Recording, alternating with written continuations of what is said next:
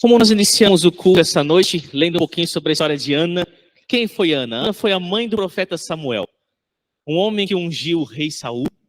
Ele também ungiu o rei Davi.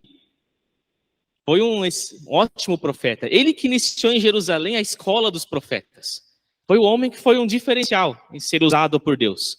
Mas como nós vimos, Ana não podia ter filhos, não é? Ela não podia ter filhos, e naquela época, quando no tempo de Israel, né, na comunidade deles, quando a esposa não podia dar filhos para o seu marido poderia ter outra mulher. Tá? Não, isso não se faz mais. Né? Depois do que o Senhor Jesus veio, ele disse, aí, Deus permitiu, né, dar carta de divórcio, que não é o caso, não é divórcio, né? Mas algumas coisas Deus permitiu por causa da maldade do coração do homem, coisa do tipo.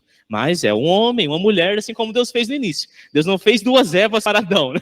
Deus fez Adão e Eva, formou assim uma família. Então esse é o sentido de Deus. Mas naquela época, o que poderia? Eles poderiam fazer assim. Então o que acontecia, que vocês perceberam um pouco na leitura do início? Acontecia que todas as vezes quando eles iam oferecer o sacrifício ao Senhor, lá em Jerusalém, que juntava daí então as famílias, então aquela esposa, né, que veio depois, que tinha vários filhos, dava vários filhos para o marido, ela começava a zombar da outra, daquela que não podia ter filhos.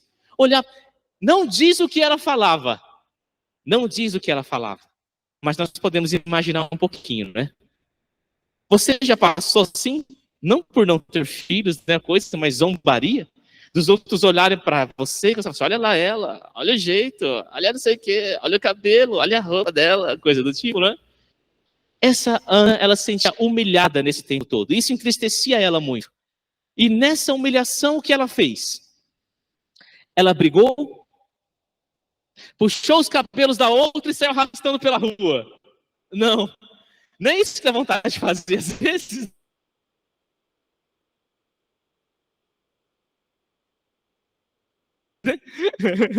Ah, fez um barraco. Não. O que a Bíblia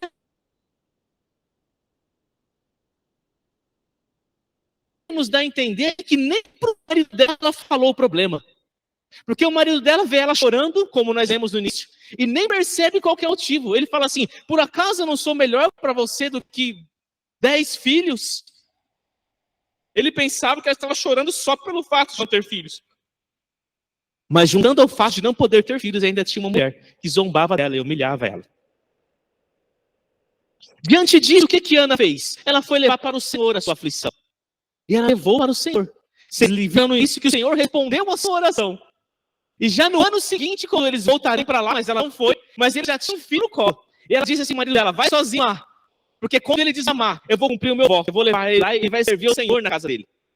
E diante desse milagre que Ana viveu, eu queria trazer para vocês aqui uma palavra de um homem. E também não queria trazer para vocês aqui uma mensagem como se fosse uma mensagem puramente para as mães. Vocês estão me entendendo? Por que eu não queria que fosse uma mensagem puramente para as mães? Porque o culto é ao Senhor, não é? Então eu quero abençoar, através da mensagem do Senhor, as mães. E se você não é mãe, pelo menos você tem uma mãe, amém? Então todos nós aqui seremos abençoados. Então eu quis trazer uma mensagem cujo título é De Mãe para Mãe. Essa mulher, Ana, que por um milagre teve um filho, que foi o profeta Samuel,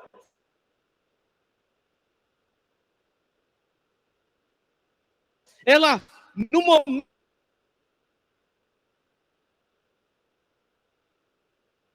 dela em que ela foi mãe, ela pode nos ensinar muitas coisas. Ela depois não fez como vocês, vamos dizer assim, ou como a minha mãe. Não teve o prazer de ter esse filho sendo criado. E ela entregou ao Senhor. Mas vamos lá. Todas as mães sabem que chega um momento em que você não tem mais o controle sobre o seu filho, não é? Não é verdade? Enquanto está em casa, você tem o controle sobre ele, sobre ela, né? Mas chega um momento que você tem que falar assim, Senhor, é com o Senhor, né? Que o Senhor cuide e entrega ele ao Senhor. Mas Ana fez isso como consagração desde o início. Mas então hoje falaremos sobre lições da oração de Ana.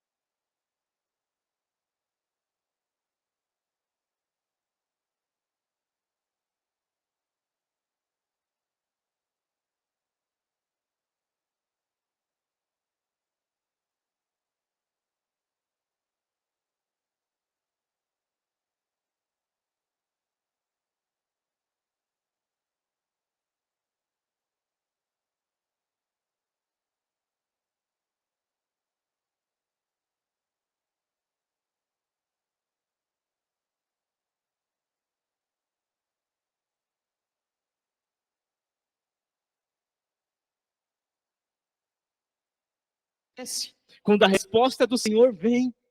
Ore, busque ao Senhor até que a resposta dele venha. Porque quando a resposta dele vem, você já crê. E a paz dele já vem no coração. E você já vive como se aquilo tivesse acontecido. Amém? Segunda lição. Hoje tem algumas apresentações, então seremos rápidos, tá? Segunda lição. Ela nos ensina que Deus é incomparável. Isso aqui é importante para nós, muito importante. Olha o que ela diz no versículo 2. Não há ninguém santo como o Senhor. Não há outro além de ti. Não há rocha alguma como o nosso Deus. Essas palavras são muito pertinentes para hoje. Sabe por quê? Porque no meio da nossa comunidade, muitas pessoas buscam em outros as bênçãos. Ainda mais nós que estamos num país de predominância católica. Com certeza você já ouviu falar. O que tem que fazer para ter filho? Para que santo você precisa orar para que tenha filho? Ah, para que o filho seja bem. Quem que é o protetor dos filhos, o guardião dos filhos? Tem cheio de crendices. A que anjo você ora? Qual que é a oração certa que Deus ouve? Para que santo certo? Olha só o que ela diz. Não há ninguém santo como o Senhor. Se existem pessoas que podem ter alguma certa santidade, se existem algumas personalidades que viveram aqui muito bem, apóstolos, Maria, tal, que sejam o quê? Reconhecidos, honrados por Deus, chamados por Deus, ainda assim ninguém se compara em santidade ao Senhor. É do Senhor diretamente que ela fala, é ao Senhor diretamente que ela ora. Aleluia! É assim que o Senhor Jesus vem. Quando Ele vem aqui na terra, Ele olha para nós e fala assim, ó, quando vocês forem orar, orem assim, ó, Pai nosso que estás nos céus. O que Ele está ensinando? Ele está ensinando você assim, ó, Jesus ensinando você, ore diretamente ao Pai. É isso que Ele está falando. Pai nosso que estás no céu, santificado seja o vosso nome, venha a nós o teu reino, seja feita a tua vontade, na terra como é no céu, o pão nosso de cada dia nos dai hoje, é tudo ao Pai. E Ana nos ensina essa lição, que não há ninguém santo como Deus. Você tem uma luta, meu irmão, minha irmã, é ao Pai que você ora, amém? O Senhor Jesus veio morrer na cruz, para ser o quê? Para ser o caminho entre você e o Pai, amém? Ele diz, eu sou o caminho, a verdade e a vida, ninguém vem ao Pai a não ser por mim. E hoje, pelo sangue de Jesus, nós temos acesso diretamente ao Pai. Não há nenhum santo como o Senhor. Deus é incomparável, não há outro além de ti, só Ele é Deus. E essa palavra, não há rocha alguma como o nosso Deus. Hoje nós não temos muita noção de rocha. Só quem é construtor, que está lá batendo os fundamentos, de repente se depara com uma rocha. E aí ele tem dor de cabeça, porque é difícil quebrá-la. É difícil. A igreja de Pompeia lá, quando foi feita essa reforma dela, a última, era uma reforma que era rápida. Mas Pompeia e Oriente, que eu também creio, ela é uma cidade que está em cima de uma rocha. Eles foram cavando um pouquinho, não conseguiram chegar, porque chegaram numa rocha. Aí tiveram muito trabalho. Nós não temos muita ideia de rocha hoje, porque nossas construções nós conseguimos fazer o concreto. Então nós conseguimos simular a rocha e trazer alguma coisa forte. Mas na época não. Na época a coisa mais firme que você tinha era a rocha. Onde você podia se apoiar, que era inabalável, era a rocha. Se você pudesse construir uma casa e furando em cima da rocha, pronto, viria tempestade, viria tudo, como o Senhor Jesus fala, e a casa seria inabalável, porque era construída sobre a rocha.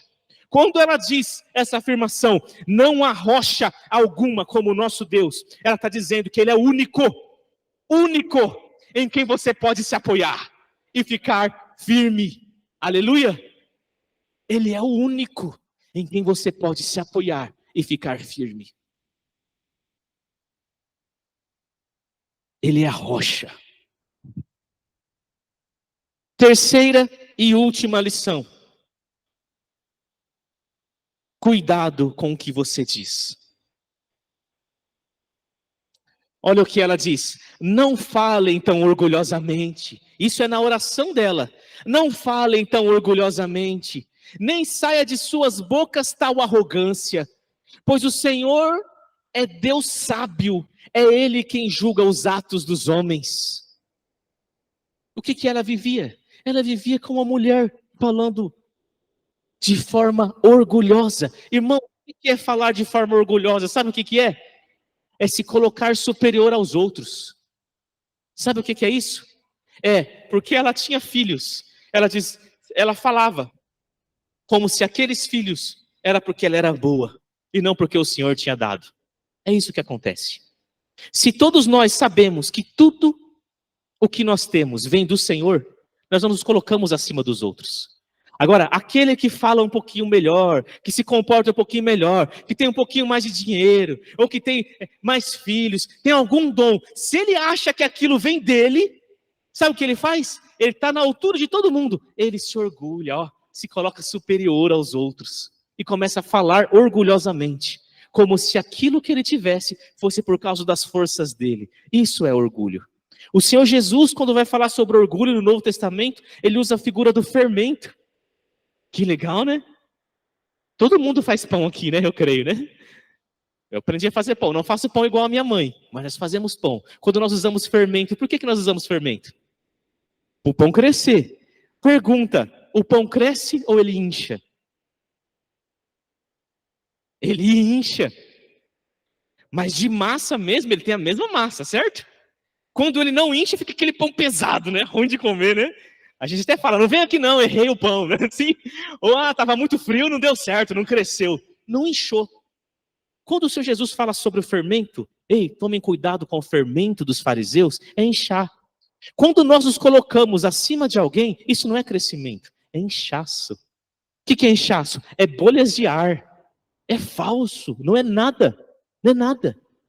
É como uma bexiga que está grande, se você fizer assim, ó, estoura.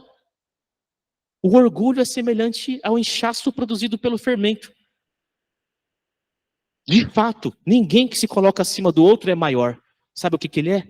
Orgulhoso, inchado. Ele acha que é maior, ele acha que é melhor. E agora, olha só o que ela nos diz. Cuidado com o que você diz, né? Eu coloquei como título. Não falem tão orgulhosamente, nem saia das suas bocas tal arrogância. O Senhor ouve e julga aquilo que sai das nossas bocas. Não saia da sua boca tal arrogância. Nossa, eu sou bom mesmo, hein? Arrogância. Nossa, eu sou bem melhor do que elas. Arrogância. Não, o Senhor me abençoou. Se o Senhor quiser tirar amanhã eu viro um... Faço igual Nabucodonosor. Se o Senhor tirar um pouquinho da razão minha, amanhã vocês vão me ver comendo grama em algum pasto, como louco. Vão ter que me internar no EM. É assim. Se nós temos alguma inteligência, se há alguma razão em nós, é porque o Senhor está nos dando, não é porque nós somos melhor do que o outro, não. Amém? Agora, não saia da sua boca, é o conselho que ela nos dá. Palavras tão arrogantes. Pois o Senhor é Deus sábio, e Ele quem julga os atos dos homens. Amém? Ele está olhando para cada palavra que sai das nossas bocas e julga. Isso são atos. O apóstolo Tiago, irmão do Senhor Jesus, né, no livro de Tiago, ele vai dizer assim: ei, aquele que controla a sua língua é capaz de controlar todo o seu corpo. Temos que controlar a nossa língua, principalmente para falar sobre nós mesmos. Amém? Deus está olhando, está julgando. Agora, em cima dessa terceira e última lição, cuidado com o que diz, ela vai discorrer em 7 versículos, várias coisas que o Senhor julga. Eu gostaria de trazer assim para vocês hoje, para nós todos. O que essa mãe aprendeu com essa lição? Tem que passar lá para a página, né? Obrigado. Isso. Deus julga, versículo 4. Olha o que ela diz. O arco dos fortes é quebrado, mas os fracos são revestidos de força. Cuidado com o que você diz, porque o Senhor é um Deus que julga. Aí no versículo 4 ela vem dizendo tudo a partir das coisas que Deus julga. Olha só, o arco dos fortes é quebrado, mas os fracos são revestidos de força. O que é o arco? É instrumento de guerra. Que alguém que pensa que é forte, estica ele e aponta contra você. Ele acha que é forte. O que ele está dizendo? O Senhor está vendo e está julgando. E sabe o que o Senhor faz? Ele quebra o arco do forte e reveste os fracos de força. Amém? Olha só, qual que é essa lição de Ana? É como Ana se comportou. Ela escolheu diante de uma situação dessa, clamar ao Senhor. Ela escolheu diante de uma situação dessa, ter o Senhor como rocha onde ela se apoiasse. Ela não foi reclamar por os outros, entende? Eu não estou falando sobre Maria da Penha, tá? Se o seu marido for agressivo com você, vai lá e denuncia. Não estou falando de agressão de marido nem coisa assim em casa, isso é crime. Vai lá e denuncia, tá? Eu estou falando sobre essas coisas assim, de humilhação, de falas e coisas do tipo, tá bom? Tudo bem? Né? Vamos falar, o Naldo está falando, aí você aplica, nossa, né? Conheço uma mulher que em casa está apanhando do marido, o marido está quebrando tudo. Não, vai lá e denuncia, isso é crime. Mas olha só, ela se apoiava no Senhor como única rocha. O que ela está falando? Quando você faz isso, você se coloca como fraco diante do Senhor. E se apoia naquele que te dá força. E o Senhor vem e quebra o arco, te faz forte. Foi isso que ela fez, o que ele fez com ela. Próxima lição que ele nos dá sobre o que o Senhor faz na prática. Os que tinham muito agora trabalham por comida, mas os que estavam famintos agora não passam fome. A que era estéril deu à luz a 7 filhos, mas a que tinha muitos filhos ficou sem vigor. O que ela está falando? Sobre aqueles que se arrogaram. Não tem problema em ser rico. O problema é quando a pessoa começa a falar assim, ó, eu sou rico porque eu sou bom. Eu sou rico porque eu faço tais coisas. E começa a humilhar aqueles que não têm. É nessa relação que ela falou do versículo 3, que o Senhor olha e não se arrogue sobre isso, porque o Senhor vem e julga. E ela começa a detalhar, olha só, aqueles que se arrogavam, que eram ricos, agora eles têm necessidade. É assim que o Senhor faz. Por isso nós devemos tomar cuidado com aquilo que nós falamos. Os que tinham muito agora trabalham por comida. O que é trabalhar por comida? É triste, né, chegar nesse momento. E falar assim, tem um quintal aí para que eu possa limpar, em troca de um prato de comida? É isso que é trabalhar por comida. Ou seja, a pessoa era rica e poderosa e se arrogava, eu sou bom, eu sou bom. Por que Deus faz isso? Para mostrar que Ele quem estava dando, que é Ele quem dá. Aí quando a pessoa aprende, ele volta a pessoa. E a pessoa volta toda humilde. Mas os que estavam famintos agora não passam fome. A que era estéril deu à luz 7 filhos, mas a que tinha muitos filhos ficou sem vigor. Nem? Ela se refere a isso. A ideia de 7 filhos, 7 é o número de estar completo. 7 é o número que indica perfeição. Deus criou o mundo em 7 dias. O arco-íris, as cores são 7 do arco-íris. 7 notas musicais, 7 dias da semana. Então, quando ela traz essa expressão na oração dela, a que era estéril, deu luz a 7 filhos, ela está dizendo assim, não é que você tem que ter 7 filhos, é que Deus faz as coisas perfeitas. Ele gerou de forma perfeita, criou de forma perfeita, sustentou de forma perfeita. Aquela que não podia ser mãe, agora é mãe de uma forma perfeita. Aleluia! Mas aquela que arrogava sobre si, agora perdeu suas forças. E vamos lá, hoje, muitas mulheres, minha esposa mesmo, a minha mãe já na época dela, quando foi ter filhos, é difícil, não é? Um parto é uma situação de risco de vida, não é? Quantas pessoas talvez você conheça que não aguentaram no parto? Imagina aquela época. Então a mulher poder dar à luz a muitos filhos é força, porque a mulher é forte. Quando ele diz, a estéril, aquela que não podia ter, deu à luz a 7 filhos, está dizendo assim, ó, o Senhor deu para aquela mulher muita força. Aleluia! Mãe, eu não sei o que tem acontecido com você, quais são suas lutas, mas eu sei uma coisa, que se você confiar no Senhor, se Ele for a sua rocha, Ele te dá muita força. Muita força. Eu me lembro do meu pai, a minha infância toda, até meus 8 anos, o meu pai estava fora de casa. A minha mãe estava em casa com 3 filhos. Eu tinha 3 anos, eu lembro da minha irmã com 6 anos, e meu irmão recém-nascido. E quando eu olho para isso, e eu lembro, e eu faço as contas, minha mãe era muito nova. Era muito nova. Quando eu olho para isso, eu falo, meu Deus, como minha mãe era nova. Você já perguntou quantos anos a sua mãe tinha? E as coisas que ela fez? Eu lembro de muita dificuldade que nós passamos, muita dificuldade. Eu já falei aqui, eu lembro da gente, de eu andar ainda, antes dos 6 anos ainda, com um menino quebrado assim, e a gente ir roubar no mercado. Sério, roubar chicletes. Depois nós saímos correndo, soltamos assim, né? Mas eu lembro, devia ter o quê? 5, 6 anos de idade.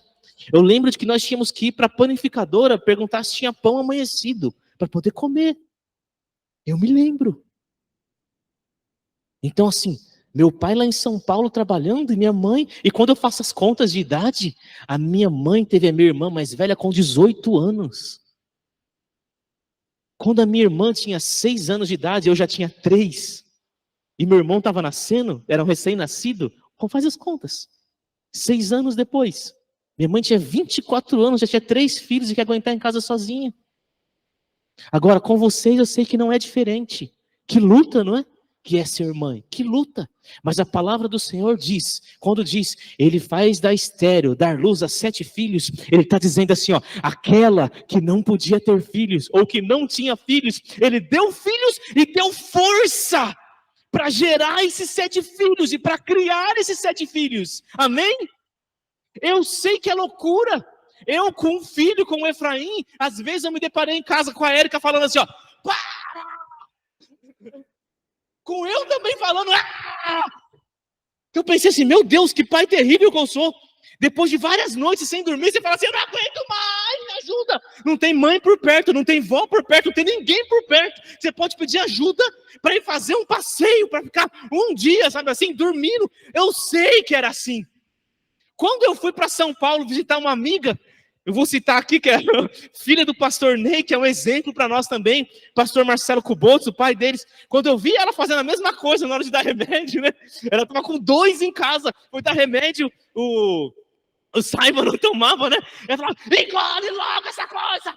Eu falei assim, graças a Deus, nós somos normais em casa.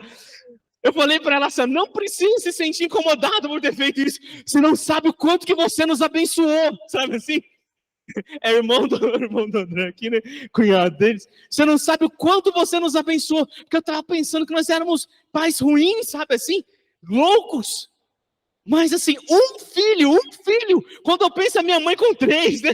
Quando eu vejo a Yara com 3, vocês, mães aqui, o que vocês passaram? Porque por mais que a gente fale assim, ser pai é difícil, mas quando você sai para trabalhar, você está lá com os amigos, você está trabalhando, está ralando, está difícil, tá? Não é? A lei brasileira já faz com que a mulher tenha 2 domingos quando ela trabalha de direito à folga. A lei brasileira reconhece. Por quê? Se o marido vai trabalhar em algum lugar que trabalha de domingo, ele tem direito por lei a 1 domingo por mês de folga. Se você é mulher, você tem direito a 2 domingos de folga. Por quê? Porque a lei brasileira sabe que geralmente, quando o marido trabalha, ele volta para casa. Não é? Geralmente, nós nos esforçamos, né, maridos? Eu me esforço para ajudar, né, fazer alguma coisa. Mas geralmente, a mulher quando volta para casa no domingo ou qualquer outro dia, ela ainda tem que, essa casa está suja. O marido fala, deixa aí. Ainda que o marido fale para ela assim, deixa aí, não precisa, descansa. Ela não quer descansar porque ela sente que é dever dela, não que seja. Ela vai limpar a casa, vai fazer tudo e não vai descansar. Agora, quando a gente olha para isso e vê como é difícil ser mãe, como é duro, como é puxado. Mãe, dona de casa, esposa. Amém? Você leve, se esquecer de tudo que foi dito aqui, esqueça. Se você se esquecer. Mas lembre-se que se você tiver no Senhor como a sua rocha, como Ana disse, Ele é o único. Não há nenhum como Ele. Ele é a rocha, Ele que dá força. Ele faz da estéril, mãe de 7 filhos. Saiba que o Senhor pode te dar força. É força que Ele está falando, que ela está falando. Para gerar e para cuidar sem morrer. Entende? Gerar filhos naquela época era risco de vida. De vida. Gerar 7 filhos significa perfeição, de força. Ele te dá força para viver, para aguentar isso e não desfalecer. Amém? E que sirva para nós maridos também, né? Ajudar mais as mulheres em casa. Não ajudar, né? Ajudar já é uma palavra preconceituosa, né? Porque ajudar já implica que o trabalho todo é delas e nós vamos ajudá-las. Não. Vamos dividir os trabalhos em casa, né? Amém? Ó, que palavra boa para a mulher chegar em casa e falar, né? Tá vendo? Ó? A palavra de hoje. Ajuda aí a tirar o lixo mais vezes, né? Uma cama, não deixa a sopa jogada, que ajuda bastante, né? Assim, maridos, eu também, né?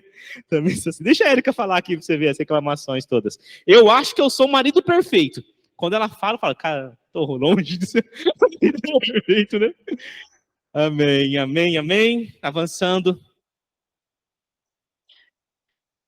Versículo 6, o Senhor mata e preserva a vida, Ele faz descer a sepultura e dela resgata. O Senhor é quem dá pobreza e riqueza, Ele humilha e Ele exalta, amém? Ele está falando que tudo está nas mãos do Senhor. Tome cuidado com o que você fala e ao mesmo tempo confie nele. Se você quer o quê? Ter melhora na sua vida, é Ele quem te dá riqueza. Amém? É Ele quem faz você prosperar. É Ele quem abre as portas. No domingo passado nós tivemos aqui o testemunho da Aline, não é? Que lindo testemunho, eu fico maravilhado em ver a Aline caminhando na fé, ouvindo as coisas dos outros, mas agora ela fala assim, ó, ela diz no testemunho dela, antes eu estava ouvindo dos outros, mas agora foi comigo, foi comigo. Eu orei a Deus e Deus me respondeu, isso é maravilhoso. Agora, o que você deveria fazer ao sair daqui? Saber que não é diferente. Deus não faz acepção de pessoas. Não importa o que você fez, o que você veste, sua classe social, sua cor, seu sexo, sua idade, não importa. Deus não faz acepção de pessoas. Ele responde às suas orações também. Amém? Ele responde. É o Senhor quem mata e é Ele quem preserva a vida. Ah, o diabo tomou. Não, o diabo não mata ninguém. Se alguém, é porque o Senhor está permitindo. É difícil falar isso? É difícil. É difícil compreender isso em algumas situações? É difícil. Porque matar para nós é assassinar. Matar para o Senhor é trazer para si.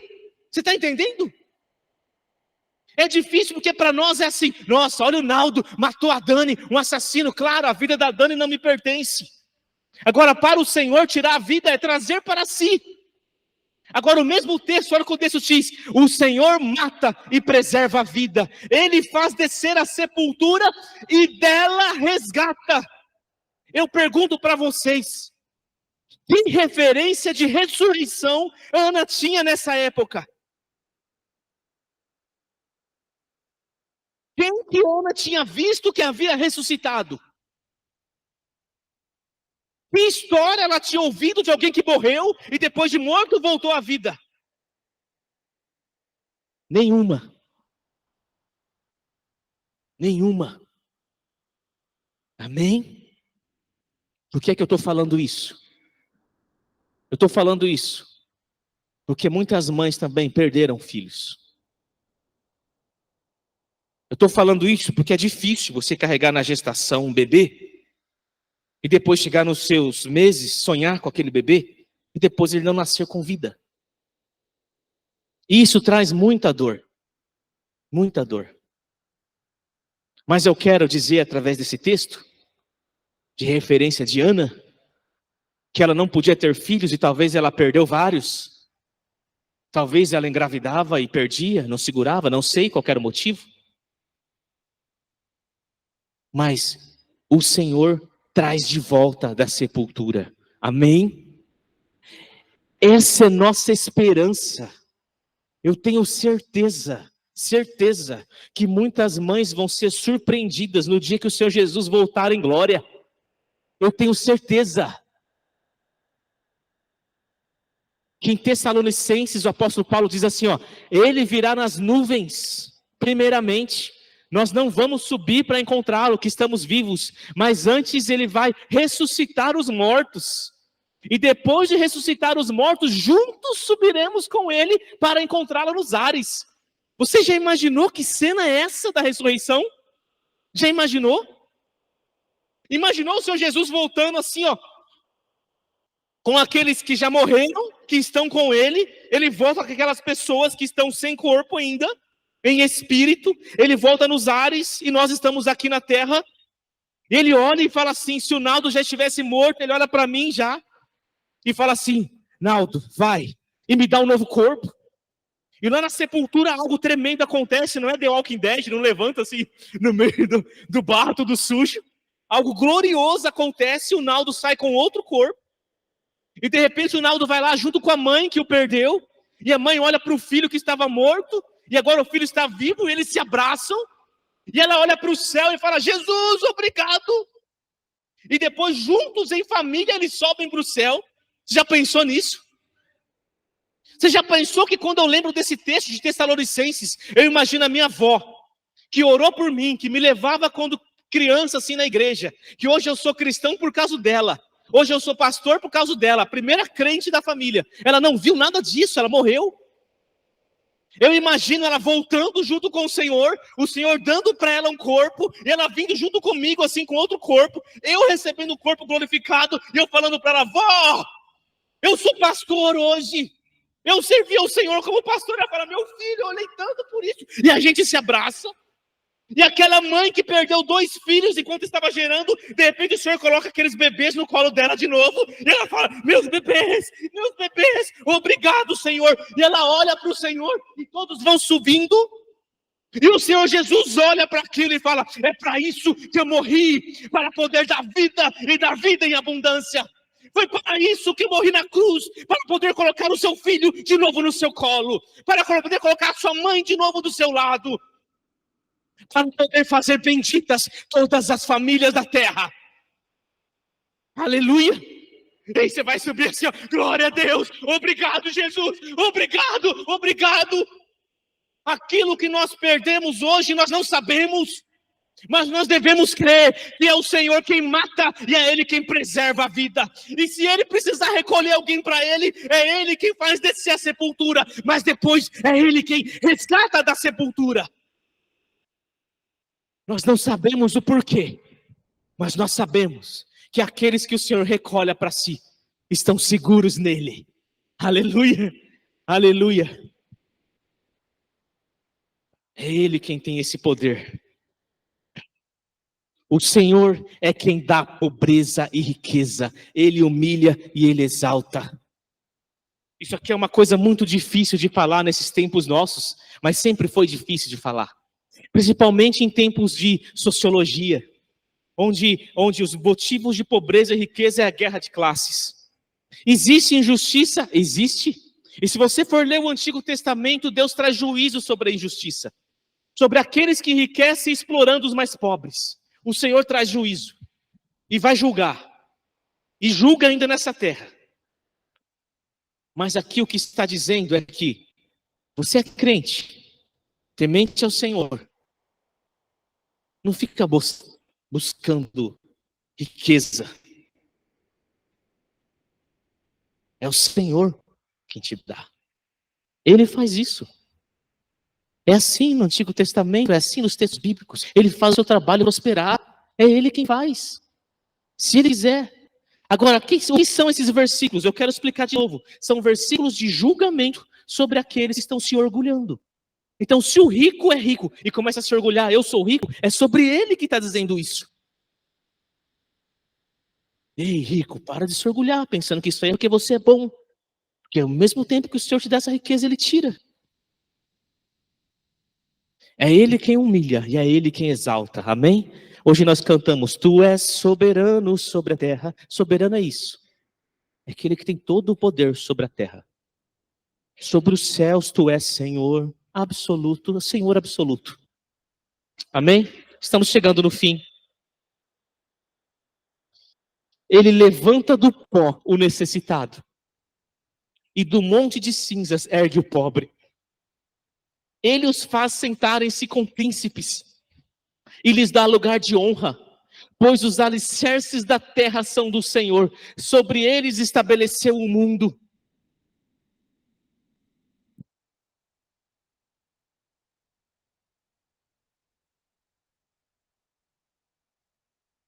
A mesma coisa que ela está dizendo, está apenas repetindo de uma forma mais poderosa, né? Mas aqui o que tem a força é que, pois os alicerces da terra são dele, que sustentam o mundo. Ele guardará os pés dos seus santos, mas os ímpios serão silenciados nas trevas, pois não é pela força que o homem prevalece. Lembrando de toda a história, quem são os ímpios aqui? Os ímpios aqui são aqueles que se incham, ficam soberbos e pensam que aquilo que eles têm ou que eles possuem não vem de Deus, mas é porque eles são bons. Por isso ela diz, ele guardará os pés dos seus santos. Quem são os seus santos? São aqueles que creem nele.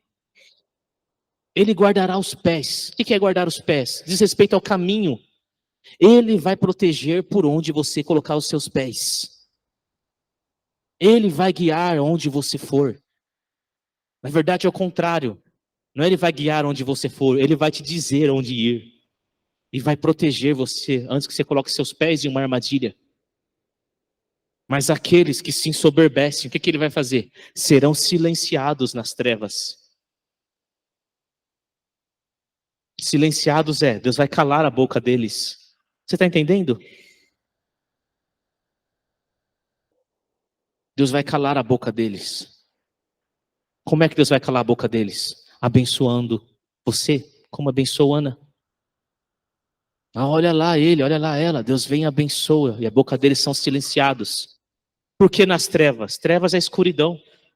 Desliga todas as luzes. Você consegue ir para algum lugar? Não. Silenciados nas trevas Deus vai deixar eles sem saber para onde ir. Sem saber o que fazer. É bom temer a Deus, não é? É bom servi-lo, é bom ser justo. Então cuidado com o que a gente fala. E se alguém está te perseguindo, entregue isso ao Senhor, confie sempre no Senhor. Amém? E agora sim, para acabar, o último versículo que vamos ler. Aqueles que se opõem ao Senhor serão despedaçados. Ele trovejará do céu contra eles. O Senhor julgará até os confins da terra. Ele dará poder ao seu rei e exaltará a força do seu ungido. Aqui, Ana já finaliza falando de um tempo final, em que o Senhor Jesus voltará com poder e grande glória. Ele é o seu ungido. Ele é o rei que governará sobre tudo. Esse tempo final. Então acontecerá aquilo que o Senhor Jesus disse. Ele separará as ovelhas dos bodes. Ele separará o trigo do joio. Isso que está implícito na palavra despedaçará. É o juízo final. Amém?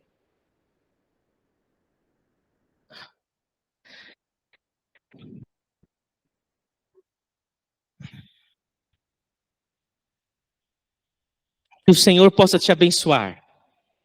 Que com essas palavras da mãe, Ana, vamos dizer assim, do milagre que ela experienciou e como o Espírito Santo ungiu ela para essa oração, possa te abençoar também a como se portar diante de Deus.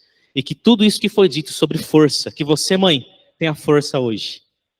Tá? E pelo resto da sua vida, o Senhor te dê muita força para criar seus filhos, para educá-los junto com a sua família. E que você e a sua família, você e seu marido, né, possam estar bem alinhados no cuidado do lar, com a bênção de Deus. Amém? Deus te abençoe, viu?